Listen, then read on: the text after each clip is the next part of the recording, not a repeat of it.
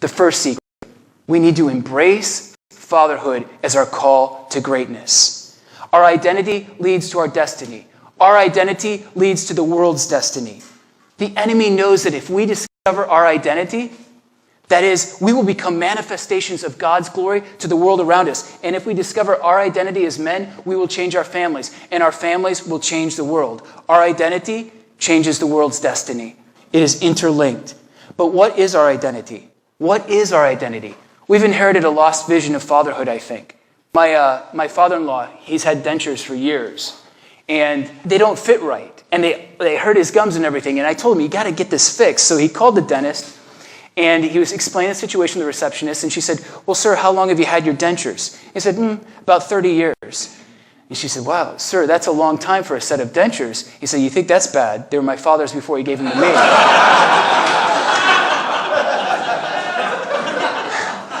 We inherit a lot of things from our fathers. But hopefully nothing as macabre as a stained set of dentures, right? But what I think we have inherited is a lost vision of fatherhood. And it's not our fault. Generations after generation, there's been a gap in transmitting the greatness, the glory, the necessity, the vitality of fatherhood. And so, we've forgotten that inside of us, like a man who's got the treasure in the field, who doesn't even know it's there, we've got this power, this richness, this glory that can actually transform the world right beneath our skin. So what is our identity? What is a father's identity? A father's job is the most challenging job in the world, I think. As Ephesians 3:15 says, I bend my knee before the Father of heaven and earth, from whom every father derives its name. Get that? We derive our name. We are claimed. We are created in the image of God the Father to be fathers in his image. We are icons of God the Father. This is our identity, and it is the most difficult job in the world, I think. Now look, Joseph was called to be an icon of God the Father, remember? And we encounter Joseph for the first time in the scriptures amidst a crisis. He's entered into the first phase of Jewish marriage, the betrothal. The second stage is consummation. But between the two, there's a period of waiting. And it is during this period of waiting that the angel Gabriel comes to Mary and announces that she's going to be the mother of God. Joseph discovers her pregnancy, and what does he do? He flees from the mystery that's taking place in Mary. He leaves his vocational post. He leaves his call to greatness, his call to be a father to the Son of God. But that's not the end of the story, is it?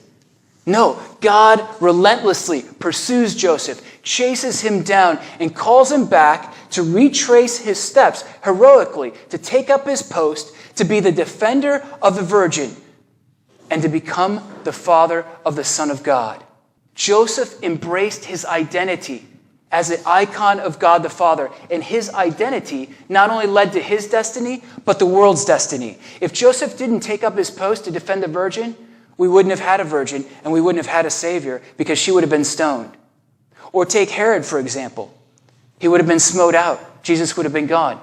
Joseph, his identity allowed him to become the Savior of the Savior, the teacher of the teacher, the master of the master, one who fed bread to the bread of life, and from that bread we all receive life. Joseph's identity mattered. When we hear problems, the crises of the world, we often say, well, what can one man do? What can one man do? One man with the power of God can change the world. One man, by the power of God, can give us a Savior. Men who live and work with God can give altus Christus, other Christ this world, who will be bread for this world, this starving world. So Joseph's first secret is that we need to embrace fatherhood as our call to greatness, because our fatherhood is vital, necessary, and a path to glory.